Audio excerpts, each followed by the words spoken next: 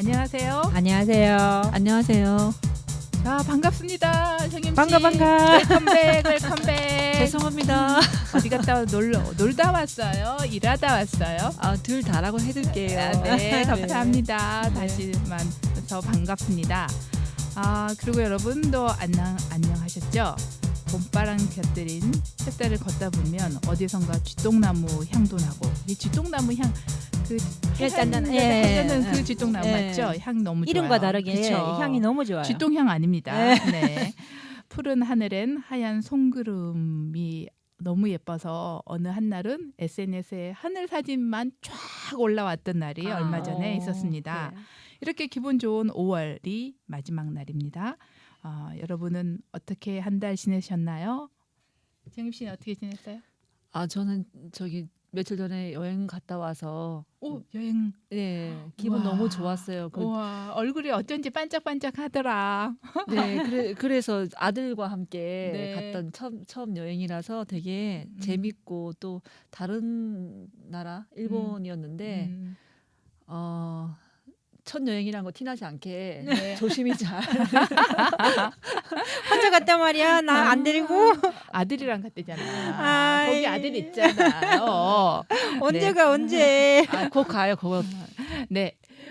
성숙 씨는요? 뭐 특별한 건 없는데 제가 뭐 그냥 잠깐 하는 일이 조금 연장돼서 네. 조금 더 많은 시간이. 일을 하게 됐지만 그 쪽으로 오가는 길 속에서 제가 이렇게 말씀드렸듯이 나는 꽃향 그다음에 뭐 담벼락에 있는 들장미 네. 그리고 푸른 하늘에 떠 있는 구름 그다음에 봄바람 이런 거를 만끽하면서 올 한 해는 정말 제가 뭐 외국은 아니더라도 국내 어디 여행을 많이 해야 되겠다 생각하고 지금 한두 달에 한 번씩 형제들이랑 여행을 하는데 뭐 그런 여행뿐만 아니고 생활 속에서 걷는 자체도 여행이라는 느낌 그런 마음의 안정 뭐 네. 평화 그런 게 느껴졌던 네. 한다. 바뀐 안경 잘 어울리고 멋집니다. 정조준해서 봐야 되네요. 네. 네. 예, 그렇습니다. 자, 그런데 이렇게 새로운 변화가 일어나는 것 같고 또 변화를 희망하는 이 분위기에서 우리가 또 읽고 가지고 온 책 여러분에게 소개하고 같이 나눌 책이 있습니다. 자, 책을 한번 보여주시죠. 네, 저도 네.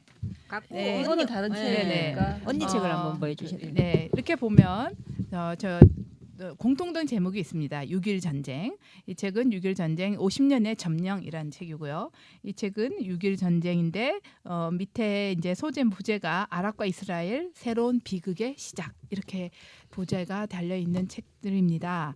그래서 저희가 이제 보다시피 이 두 책이 공통적인 점은 굉장히 양이 많다. 단행본으로서 양이 많다라는 중동 전쟁을 다뤘다는 것 외에도 저희가 왜 이 책을 선정하게 됐는지 오늘 책을 선정하신 분께서 소개 좀 해주시죠.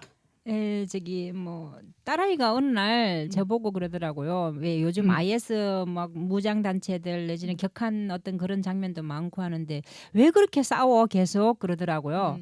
그럼 제 어릴 때부터 왜 뭐 PLO라든가 아니면 무장 단체들 이름들 그다음에 왜 또 이라크 때 그때 사담 후세인 어떤 그런 거 뭐 아랍권 자체의 어떤 막연한 거 싸움밖에 떠오르는 게 없더라고요. 왜 그들이 계속 오랜 기간 동안 싸워왔는지는 나도 한번 책을 통해서 알아봐야 되겠다 싶어서 도서관에 갔는데 다행히 옛날 책도 아니고 2016년도에 펴낸 책 원래는 한 2014년도에 영국에서 먼저 출판한 책인데 국내에 번역돼서 들어온 거는 2016년이었던 것 같아요. 네네.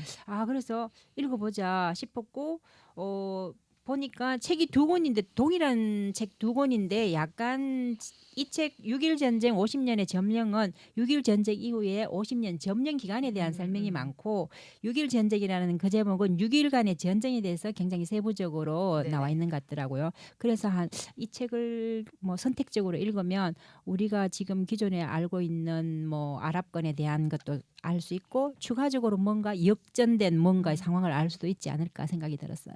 네, 아주 이 전 세계의 역사에 대해서 올해 역사에 대해서 관심을 가지고 있겠다라는 그 결심처럼 아주 제대로 잘 이행을 하고 계시는 것 같았습니다. 네. 올 한해는 덕분에. 그냥 역사책 계속 나눌 네. 생각이에요. 네, 아, 계속 덕분에 두꺼운가요? 아니요, 다음 얇은 걸로 할게요.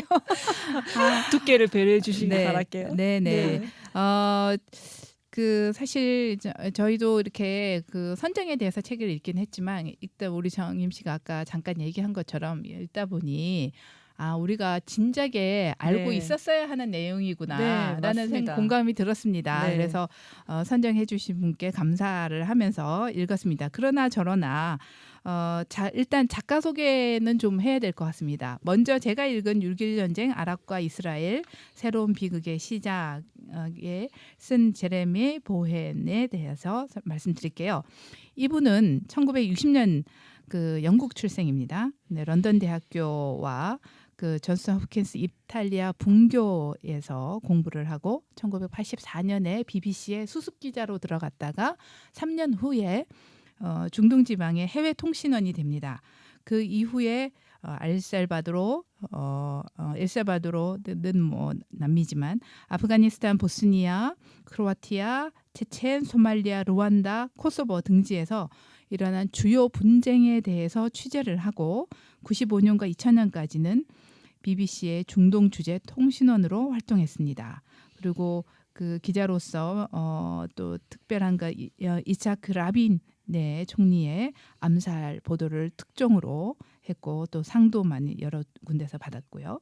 그리고 이 책이 출간의 2010년 당시에는 BBC의 중동 지국장이 되어 있었습니다. 네, 그러니까 기본적으로 중동 분쟁 지역을 주로 취재하던 기자 출신인 거죠. 네, 네. 그래서 그 기자로서의 특징이 책 안에 잘 드러나 있었습니다. 그래서 네. 정리가 잘 된 것 같아요. 네. 네, 그러면 네. 또 이 다른 책 50년의 점령에 대해서 네. 작가 설명. 네, 6.1 전쟁 50년의 점령은 그 아론 브레크먼이라는 그 선생 분인데요. 이스라엘에서 태어났고 6년간 그 군에 복무했는데 이스라엘 포병대 장교셨어요.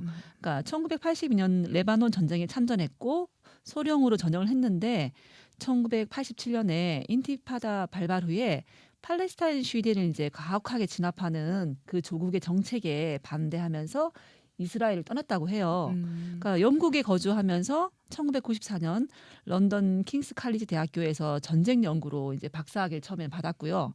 현재는 이제 같은 대학의 전쟁 연구학과 교수로 있습니다.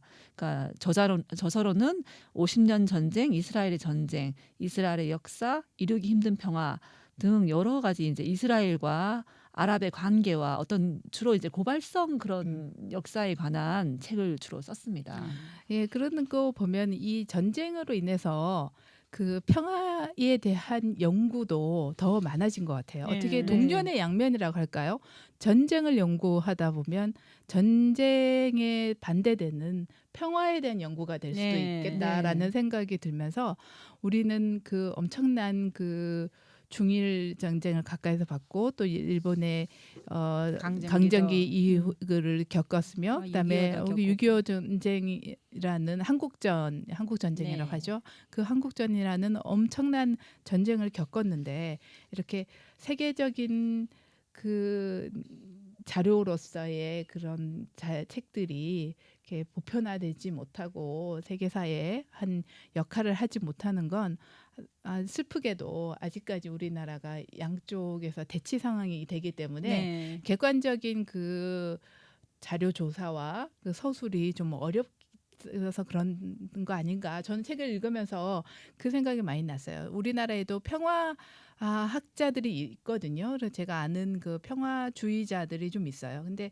굉장히 그 극단적인 평화를 얘기하지 정말 인간의 이 전생의 참상에 대한 그 평화 유지를 위한 외교적이거나 이런 그 정책적인 연구를 하는 분들이 평화학에 대한 힘이 잘 없어요. 네. 그러니까 국가적으로 전혀 지원하지 않기 때문에 그런 학자들의 연구 성과가 없지 않나 하는 안타까운 마음이 좀 있었습니다. 네.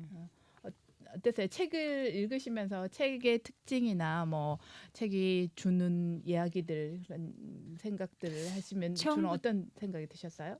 처음부터 끝까지 읽으면서 왜 우리가 말하는 건 평화 여기도 보면은 나와요. 어떤 한 장면이 목가적인 어떤 팔레스타인인 자체가 어떤 나라에 속한 게 아니고 그 아랍에 흩어져 사는 어떤 민족이잖아요. 네.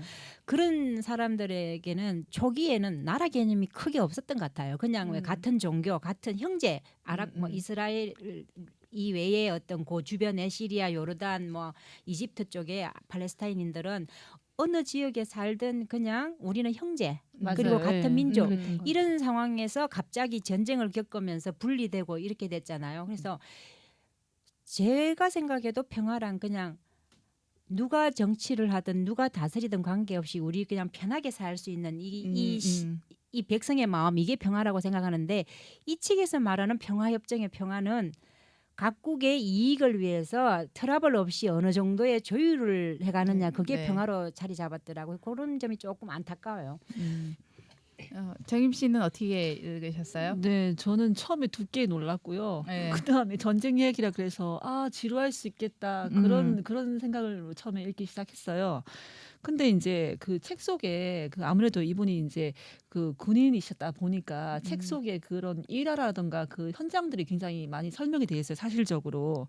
그러니까 사실감이 있으면서 그래서 그런 것들로 인해서 지루하지 않고 집중력을 높여줬던 것 같아요.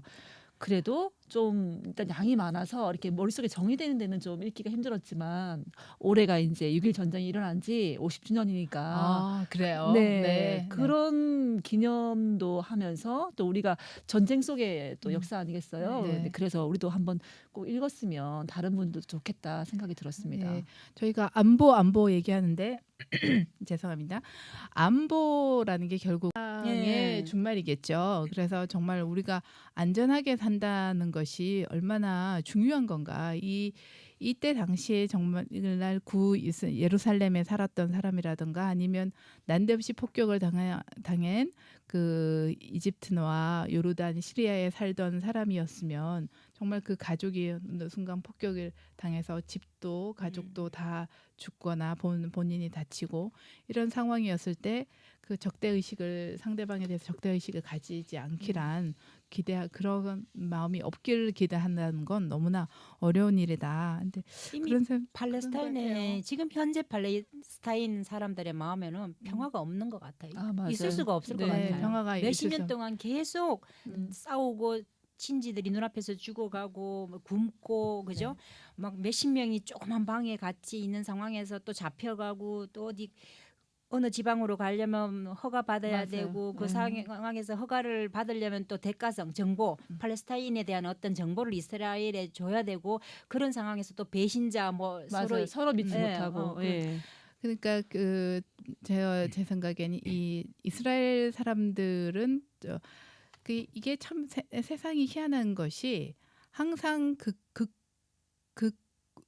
아주 이제 급진적인 네, 어떤 극우라든가 극좌라든가는 소수고 그 나머지 중간 대중들은 영역, 사실은 온건파 우리가 뭐 이제 정치적으로 용어로 얘기할 때 매파냐 비둘기파냐 네. 이렇게 얘기했을 때 사실은 매파가 소수거든요. 네, 근데 그쵸. 그 이스라엘에서도 실은 처음 이스라엘이 태동이 됐을 때 이스라엘이라는 국가로서 이스라엘이 생긴 것은 이스라엘의 유대 민족에 대해서는 유대교에는 크게 관심이 없는 유대 민족 사회주의 계열에서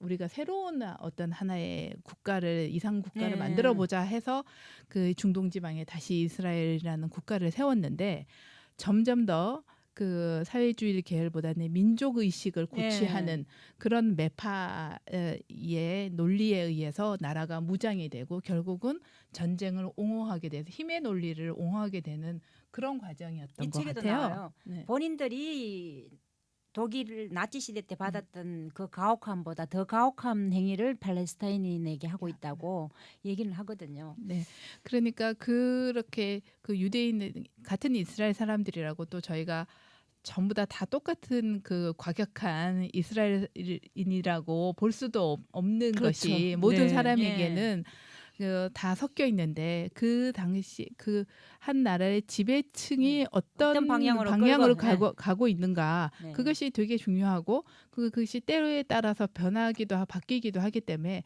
이제 적절한 대책 그에 대응하는 상대의 국가는 그 대응하는 것이 또 굉장히 중요하기 때문에 외교나 또 뭐 정보력 이런 것도 많이 중요하지 않나 싶습니다. 그렇다면 사실 저희가 6.1 전쟁 했는데 6.1 전쟁이 어떻게 진행이 되었는지 제가 간략히 한번 소개를 해보도록 하겠습니다. 이럴 때는 안경을 써야 끼셔야죠. 됩니다. 네, 정확한 사실을 알려드리기 위해서. 자, 이렇게 하니까 강경화 후보자 닮나요? 네, 비슷하십니다. 네, 감사합니다. 자, 첫날은 이스라엘 공군이 이집트와 요르단을 폭격합니다. 그래서 이집트와 요르단의 그 전투기와 전투 병력들이 거의 힘을 못 쓰게 다 폭격을 당하게 됩니다. 이튿날은 이스라엘 공수부대원들이 전장으로 투입되기 시작합니다. 시가전이 벌어지죠. 그래서 양측에서 막대한 희생이 발생했지만 특별히 이제 준비 없이 당했던 아무런 작전이 제대로 서 있지 않았던 이집트 군들이 많은 희생이 있었습니다. 3일째는 구 예루살렘 성전산에서 옆에 통곡의 벽이 있는데 그 통곡의 벽을 이스라엘이 점령했습니다. 이때 미국과 영국의 개입설이 중동 지방에 막 퍼져서 굉장히 그 사람들의 그 울분을 자아냈죠. 근데 실은 정확하게 아직까지 미국과 영국이 어느 정도 개입을 했는지에 대해서 제가 문외한으로서 다 알 수는 없지만 적어도 사람들이 이때 당시에 책임을 지고 있던 아랍의 사람들이 자신의 책임을 면피하기 위해서 영국과 미국의 상당 책임을 미루었던 그런 것은 확실히 있는 것 같습니다.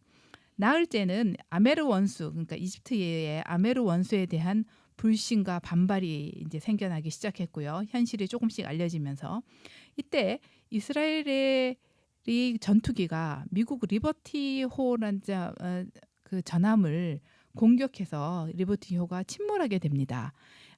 그래서 이 이스라엘이 일부러 알면서도 공격을 했는지 모르고 공격을 했는지는 아직 정확하지 않습니다.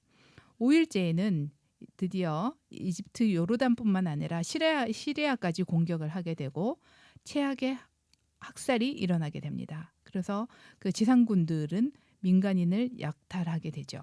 물론 이스라엘 군 중에서도 초반에 진입했던 군대들은 민간인을 보호하려고 노력했습니다. 근데 후반에 진주하는 군인들은 한편으로서는 가능하면 좀 민간인을 다치지 않게 보호하려고 노력했지만 상당수가 들어가서 마구잡이로 약탈해서 자기네들 그걸 가지고 가서 싸게 되팔기도 하고 이런 일들이 생겨나기 시작했습니다. 이 와중에 이집트의 나세르 대통령이 패배 연설을 합니다. 근데 그 패배 연설에서도 자신의 책임을 인지하지 아니하고 일시적 좌절이라는 말을 씁니다. 그 단어로 인해서 중동 사람들은 자신들의 자존심을 세우게 되죠. 6일째는 통곡의 벽 옆에 모로코 거주 지역이 있었습니다. 이 거주 지역을 이스라엘이 강제 철거합니다. 그래서 그 지역을 이제 이스라엘의 작전은 그 지역을 완전 점거하고 거기에 거주민들을 쫓아내면 그 지역을 온전히 자신의 영토로 영구적으로 살 수 있을 것이다라고 계산했습니다. 이때 이제 우왕좌왕하고 있던 소련에서도 정보가 없었던 이 전쟁에 대해서 정보가 없었는데 이후에 이제 정세를 파악하고 나서 소련이 군사 행동을 준비했다고 합니다. 이때 잘못했으면 제3차 대전이 발생할 수도 있었을 거고요. 중요한 것은 이 전쟁으로 인해서 엄청난 수의 난민들이 발생했고 그래서 이 50년의 점령이라는 책에서 설명되는 이 난민들의 문제가 이때 생겨나게 되었습니다. 자, 저는 이렇게 6일 동안을 설명을 했는데요. 또 예, 그렇죠. 성수 씨가 50년의 점령 기간에 네네. 대해서 좀 설명해 주시겠어요? 네네. 저기 원래 이 아랍권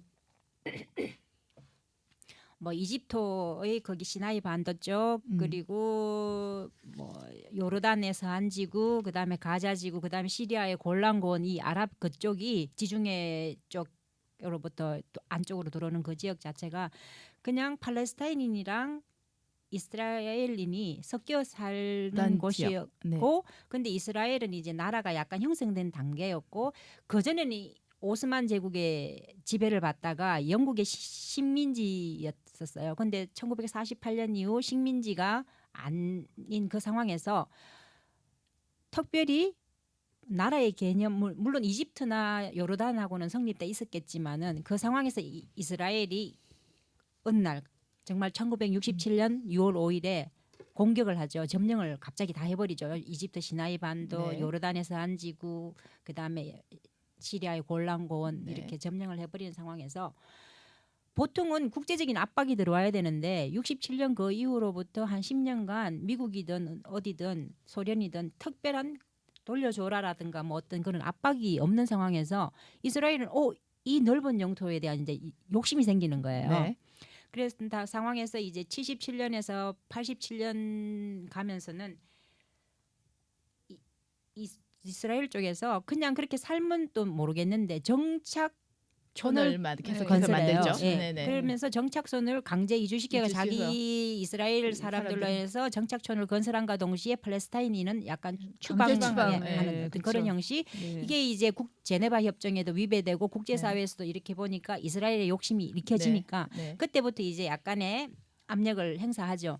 행사하는 과정에서 1987년에서 97년에서 2007년 사이가 서로 이제 양보하는 그 평화 협정을 맺는 그 사이에서 이제 격한 어떤 인티파다 같은 것도 네네. 나타나고 처음 인티파다는 그냥 돌멩이 집어던지는 맞아요. 그런 수준이었어요. 네. 그런데 이스라엘 측이 가혹성과 어떤 그 점령지 내에서의 행동들이 너무 가혹하니까 이스라엘 국적의 팔레스타인도 있잖아요. 네네. 그런 사람들이 이제 2차 봉기, 인티파다, 민중 봉기를 하면서 점점 격해졌고 그런 상황에서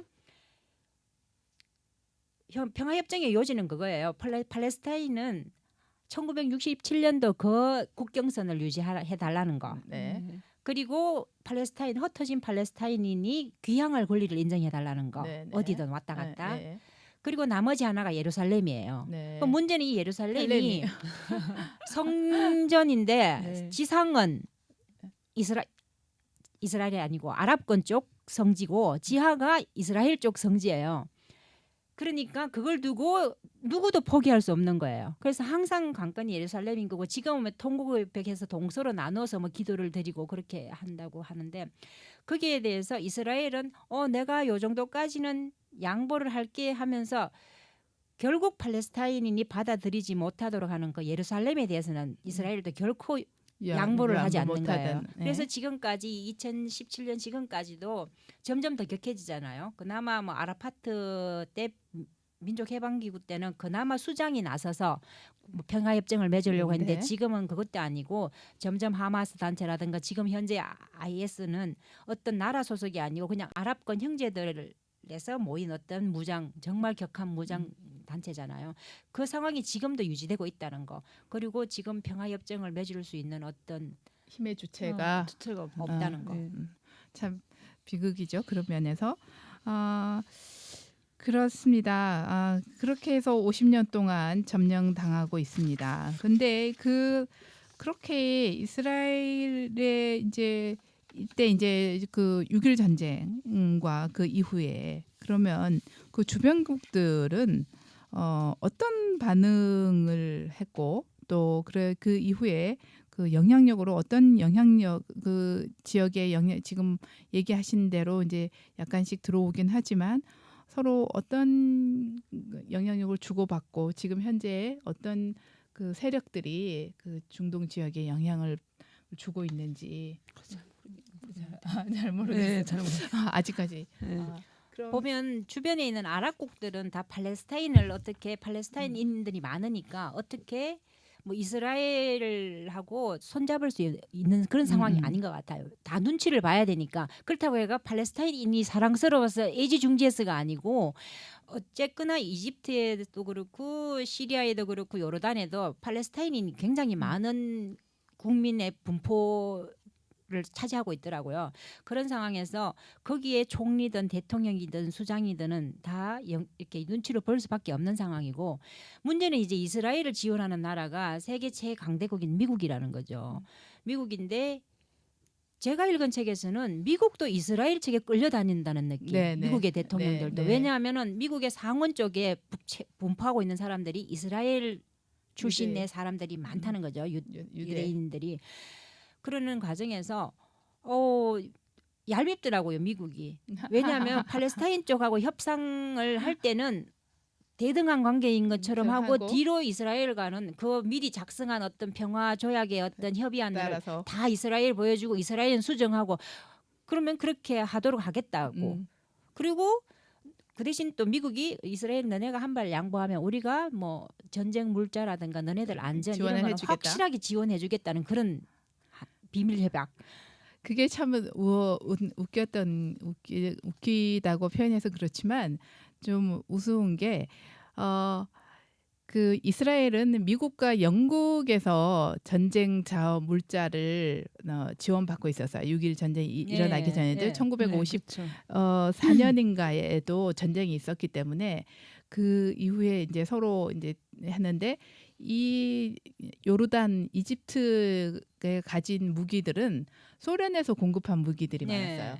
그래가지고 이 이스라엘의 승리를 하니까 처음에 이제 미국이 이스라엘을 완전히 후원을 그렇게 전쟁이 막 일어나도록까지 후원할 생각은 없었지만 상당 군수 업계들이 그 지지를 한 거 아닌가 생각이 들고 왜냐하면 그 군사적인 그 우열이 전쟁으로서 증명이 된 셈이니까 그 자신의 무기력에 대한 그 우위가 이제 증명이 됐다는 것으로 인해서 굉장히 그런 면에서 또 이스라엘을 은근히 후원을 했던 그러니까 그 점령 전쟁 상태가 이렇게 있어서 그 유엔의 안보리에서 계속 휴전을 해라라고 전쟁을 멈춰라라고 계속 요구를 하지만 그 이스라엘이 그거를 무시할 수 있었던 것은 미국이 즉각적인 개입을 하지 않았기 때문에 그래서 이스라엘은 이쪽에 다 정보를 주지 않으면서 미국 쪽과도 타협을 할 수가 있었고 이게 먼저 빠른 시간 내에 이미 점령해버리고 나서 다른 사람들이 사태를 파악을 했을 때는 이미 상황 끝 이런 그렇죠. 상태가 된 거죠. 그래서 참 저도 저 같은 사람은 저희는 사실 군대도 안 가보고 전쟁도 겪지 않은 세대라서 잘 알 수는 없지만 이 책을 보니까 그 전쟁의 참화가 참 무섭다. 그리고 이 외교적인 면에서 정보력의 부재가 굉장히 슬프다. 이런 생각들을 많이 했습니다.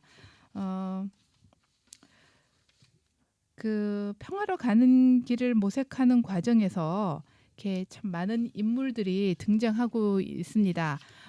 여기서 우리가 아까 말씀하셨듯이 아라파트는 이제 사실 6.1 전쟁 당시에는 이렇게 딱 떠오른 사람은 아닙니다. 그 이후에 피에로를 조직하면서 떠올랐던 사람인데 6.1 전쟁 당시에는 아라파트가 제가 본 책에는 군인으로서 열심히 전쟁을 했던 사람이죠. 그렇게 그런 사람이었는데 좀 그 인상적인 인물이 있었으면 설명 좀 해주시죠. 그 1967년에 이제 6월쯤에 이제 그 이스라엘 총리였던 샤론의 어떤 이제 그 정책들이 굉장히 참혹하고 이제 잔인했는데 어쨌든 그 무자비한 군사 작전도 물론 가능했지만 보니까 물이랑 전기, 식량, 그리고 뭐 통행까지 다 제한하면서 농사도 못 짓게 하고 하여튼 그런 그런 것도 기본적으로 하면서 어쨌든 그 협력자들을 고발을 하면 동행권을 주고 뭐 이렇게 하면서 서로 어떤 그 불신을 조장시키고 팔레스타인들 서로 간에도 서로를 서로 감시해서 정말 못 야비하네요. 살게 만드는 네. 그런 체제하에서 이제 굉장히 힘들었더라고요. 그래서 그 보니까 샤론의 그 군정 치하에서는 가자지구 전체가 그 85km 이르는 철조망으로 둘러싸여 가지고 네. 그러니까 외부하고는 완전히 단절된 격리된 상태였죠. 상태에서. 그래서 그거를 보면 그 뭐 동굴이나 구덩이 뭐 이렇게 있으면 이런 것도 이제 다 뒤진 거예요. 은신처로 못 쓰게 봉쇄하고 메우고 그리고 뭐 주로 이제 수색하느라고 이제 그 주기적으로 각 시가지라든가 난민촌 이런 것들에 대해서 통행 금지를 실시해서 그 사람들 다 색출하면은 건물도 다 쓸어버리고 뭐 사람도 잡아가고 협력자들도 이제 뭐 다 이제 사람들이 서로 이제 고발하게 만드는 그러니까 한마디로 사람이 좀 살 수 없는 그런 좀 참혹한 그런 환경이었더라고요. 그래서 그 사람이 좀 기억이 남네요. 네. 제 같은 경우는 네.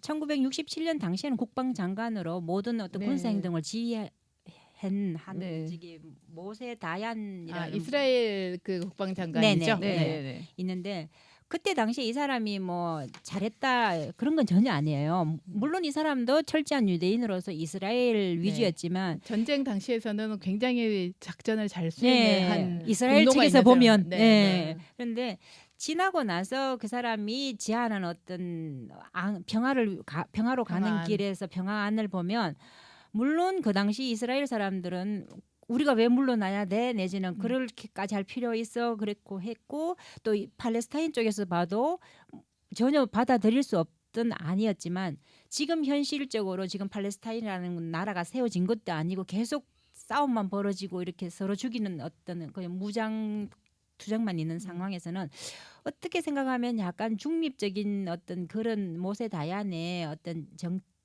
평화안이 오히려 더 현실적이고 그래서 지금보다는 낫지 않았나 그런 생각이 그쵸. 들고요. 네. 그 사람이 한 말 중에서 지구상에 존재하는 국가 가운데 어느 한 나라로부터 점령 통치를 받아야 한다면 과연 자신의 조국을 선택할 수 있을지 모르겠다고 얘기했다고 하더라고요. 맞아요. 그럼 이 사람 역시도 자기 나라가 점령에 대해서 너무 과학했다는 걸 인정했다는 거잖아요. 네. 그래서 차라리 이 사람의 어떤 안대로라도 갔으면 그런 생각이 들어요. 아마 그 안이 잘 안 먹혔던 이유가 그 6.1 전쟁을 이때 그 모세 다얀이 너무 철저하게 잘 했기 때문에 네. 사람들이 신뢰가 안 갔을 것 같아요.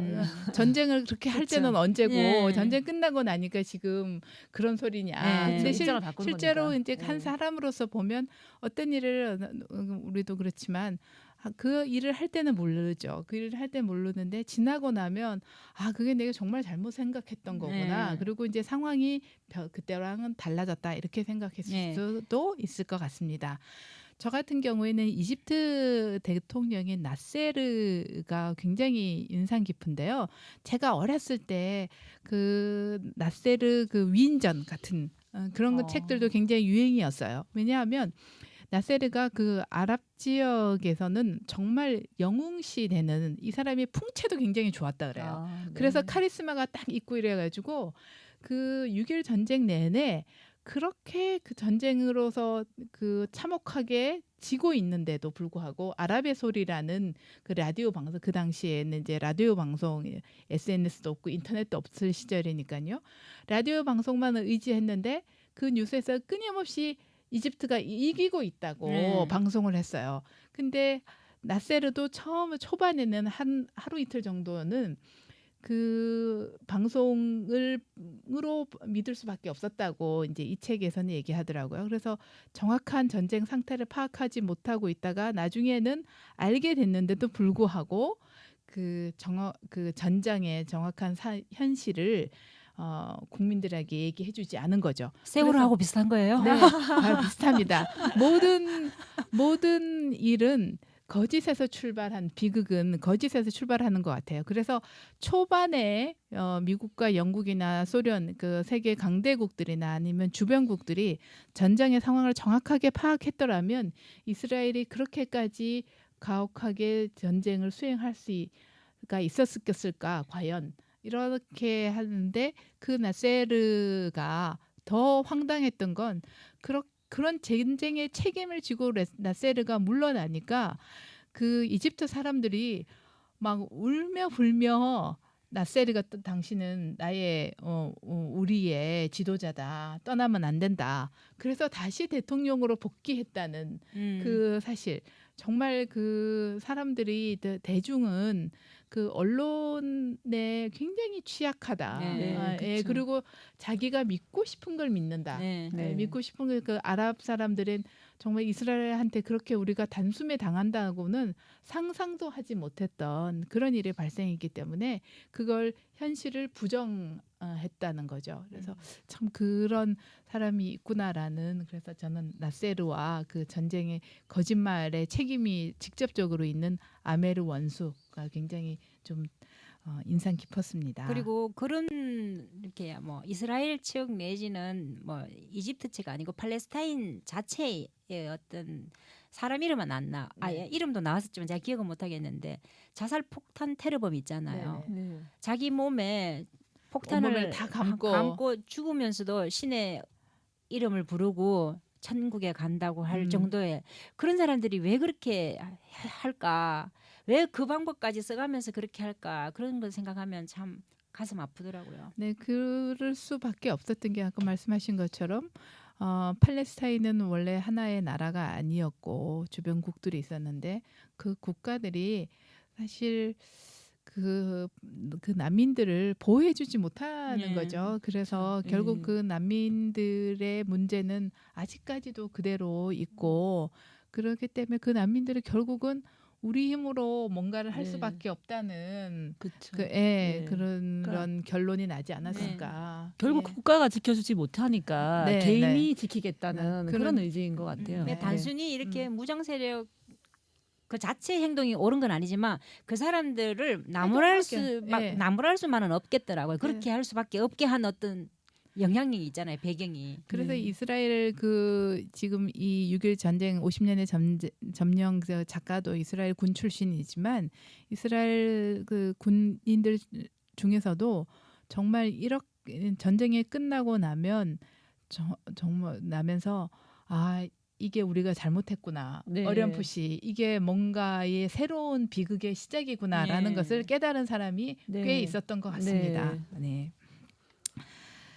네, 그 어떤 한 가장 기억에 그러면 그 인물들을 저희가 기억에 남는 인물들을 봤으니까 한 장면들이나 어떤 그 문구라든가 그런 점이 있으면 소개를 해주시면 좋겠습니다. 혹시 네, 정임 씨? 저기 네.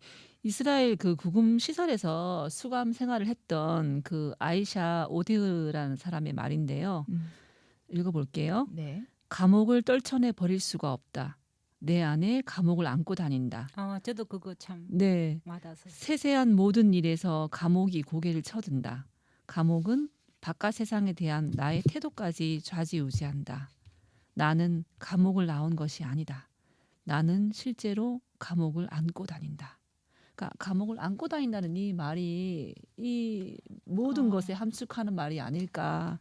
참 가슴 아팠어요. 그래서 모든 팔레스타인 사람들의 심정도 이렇게 똑같은 마음이 아니었을까.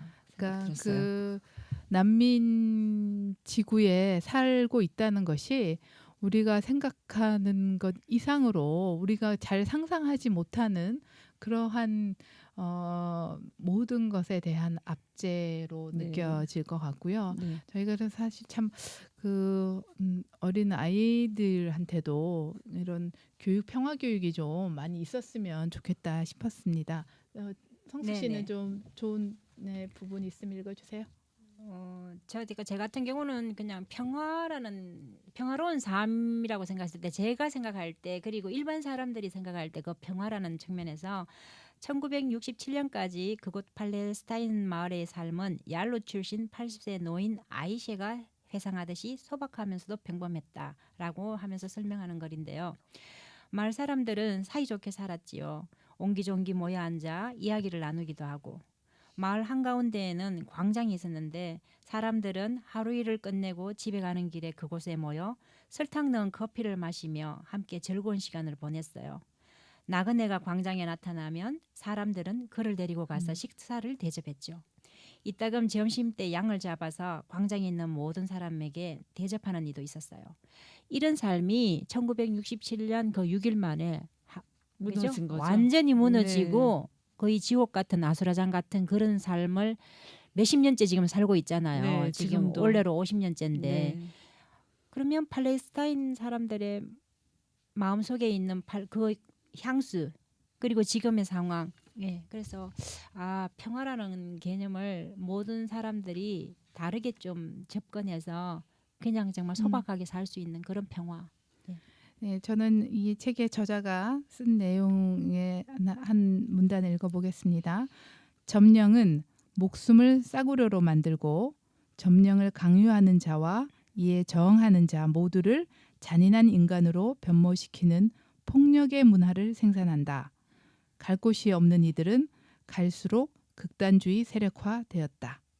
네. 네. 그렇죠. 정말 맞는 갈 것 곳이 난민들이 초반에 전쟁 때 이제 폭격이 무서워서 자발적으로 자기 집을 떠난 사람들도 다 무서워서 죽을 예. 수도 있으니까 집을 떠나서 난민이 되었는데 그 후에 평화 협정이 이루어지고 다시 자기의 고향으로 돌아가게끔 예. 해줘야 되는데 그걸 맞아요. 못 가게 막았거든요. 예. 그래서 결국은 난민으로서 대를 이어서 살 수밖에 없게 됐기 때문에 결국은 갈 곳이 없는 사람들은 극단적인 행동을 예. 할 수밖에 없게 결국은 주변에서 이스라엘 측에서 그렇게 만든 자업자득이다라고 봐야 되는데 그것이 그 폭력의 문화가 문제는 한 군데서만 있는 것이 아니라 전 세계적으로 점점 더 번져나가고 있다는 것이 너무나 큰 두려움인 것 같아요. 네. 되게 굉장히 흔한 일이 된 것 같아요. 폭력이라는 것이. 네, 얼마 전에도 런던에서 네. 큰 자살 테러 사건이 네. 있었잖아요. 그러면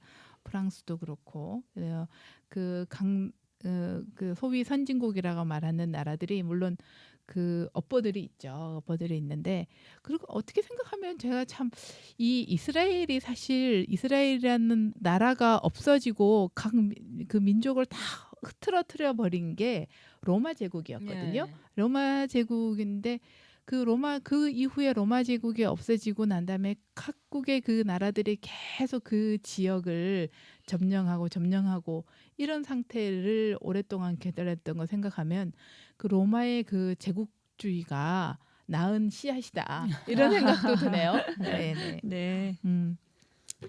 자, 그렇습니다. 이 책을 다 읽고 그러면 결국은 이스라엘과 그 중동의 전쟁이 거기에서 끝나지 않은 거다라는 얘기를 제가 방금 했는데 그걸 이 책의 내용이나 우리가 느낀 점들을 우리의 현실이랑 좀 적용해 보면 어떨까요? 네, 정임 씨는 어떤 생각을 하셨는지. 그 여기 질문에 있는 그 평화로운 삶이라는 거에 대해서 네, 생각해 봤는데 결국 이제 감옥 얘기가 저는 제일 와닿았어요. 그래서 개인의 감옥이 없는 세상을 구현하는 것. 그게 우리한테는 평화로운 삶이 아닐까. 개인이 되었던 나라가 됐던 아니면 지배층이 되었던 어떤 그런 감옥에 갇혀서 이 자신의 아집과 어떤 그런 잘못된 판단으로 만약에 사는 삶이 는 평화로운 삶이 아닌 것 같아요. 네. 네, 그러니까 감옥이라는 건 그야말로 꼭 네. 물리적인 감옥이 감옥이 아니라 네. 누구에게나 감옥이 있다. 네. 제 같은 경우는 이 책 읽으면서 아랍권과 비슷하게 저희들도 일제 강점기 겪었고 6.25 전쟁 겪었고 그죠? 지금 남북한 대치 상황에서 서로 헐뜯고 있고 네. 근데 이 나라들이 정말 양자회담이 아니고 주변에 중국, 미국, 일본, 네. 뭐 소련, 그죠? 그런 국제 관계 속에서의 우리의 평화회담 내지는 타협안들이 오고 가잖아요. 네, 네. 그 상황에서 만약에 우리가 말하듯이 우리가 북한을 갖다가 흡수 통일을 한다는 거는 우리가 강자라는 입장이잖아요. 네. 그러면 오히려 제 생각에는 약자의 입장에서 그들을 먼저 이해하고 나서 어떤 안을 제시하는 거 그런 활동이 북한도 그렇고 우리가 그렇고 그런 의지가 강하면 주변국들도 어느 정도는 다르게 볼 수 있다는 인정해 있다는 줄 거죠. 텐데. 그래서 지금 새로운 정부는 또 음. 어떻게 뭐 행동력 있게 해 나갈지는 모르겠지만 우리 현실에서도 뭐 그게 국가 간의 관계뿐만 아니라 사람하고의 관계에 있어서도 약자 편에 서서 그 사람이 수용할 수 있는 걸 먼저 고려해서 우리가 제시하는 거 그렇게 살아가는 게 맞지 않나 생각합니다. 그 그러면 평화에 대한 정말 살기 좋은 세상이 되겠는데요. 네. 네. 평화에 대한 새로운 네, 해석이 해석입니다. 나왔습니다. 네. 너무 멋집니다. 네. 예, 저는 그 책을 읽으면서도 끊임없이 나 자신 우리 국가 민족을 생각해야 되잖아요. 그래서 사실 국가라는 개념은 굉장히 근대에 생긴 거라고 해요. 네. 그래서 민족이라는 것도 그렇고 특히나 그 사막 지역이었던 그 아랍 지역은 정말 베두인들 같으면 이 6.1 전쟁 당시에도 베두인들은 계속해서 그 떠돌이 생활을 했는데 그때 이집트 사람들 병사들을 도망가고 할 때도 많이 도와줬던 그 사람들이라고 합니다. 어느 한 국가에 소속되지 않고 다니는 정말 국경이 없이 다니는데 네. 어느 날 순간 그 국경이 생기는 거잖아요. 네. 그래서 우리의 평화는 말씀하신 것처럼 어떤 사람이 사람에게 어떤 폭력을 행사하는 것, 언어의 폭력이라든가 아니면 권력으로 인한 폭력이라든가 그런 폭력을 제도적으로 좀 이렇게 제한을 해줘야 되는 것, 그것이 그 국가의 할 일이다라는 생각이 들었습니다. 그래서 뭐 누구른가를 왕따를 시킨다든가 아니면 뭐 가진 자가 없는 자에 대해서 압제를 한다든가 아니면 차별을 한다든가 뭐 그런 것들에 대한 압박이 없어지는 것이 진정한 평화가 아닐까. 또 앞으로 남북 관계가 좀 더 진전이 있어서 북한의 주민들도 정말 그 모든 언론과 이 전쟁에서 가장 특징적이었던 것은 언론이 제대로 사실 보도를 하지 않아서 네. 국민들을 전부 다 바보로 만들었던 거거든요. 세계 사람들을 바보로 만드는 세계 경향이 네, 완전 세계 사람들을 정말 바보로 만들었기 때문에 그 북한 주민들도 그 바보의 상태에서 벗어날 수 있게 되는 그런 날들이 좀 주체적으로 모든 정보를 파악하고 주체적인 선택을 할 수 있는 그런 거대한 국가라는 감옥에 북한이라는 감옥에서 벗어날 수 있으면 좋겠다. 네. 이런 생각이 들었습니다. 네, 6월 달은 한국 전쟁에 터진 6월 25일이 있는 달이고요. 또 5월 달에는 5.18 광주 사태라는 또 다른 국가 폭력이 있었던 달이었습니다. 이렇게 참화가 있었던 달이었지만 또 그런 그 기억이 저희에게 자료로서 있지만 저희가 그 기억들을 무섭고 겁난다고 멀리할 것이 아니라 사실을 좀 더 많이 알고 그리고 저희 그 자라는 세대들에게도 정확한 사실들을 역사를 교육해야 되지 않을까 하는 생각을 하면서 네. 저희는 그래도 즐거운 한 달을 보내고 다시 돌아오도록 하겠습니다. 자, 다음에 우리 정임 씨가 책 선정해 주실 네, 거죠? 네. 재미있는 책 해주실 거죠? 네, 그러고 싶어요. 네, 알겠습니다. 감사합니다. 감사합니다. 감사합니다.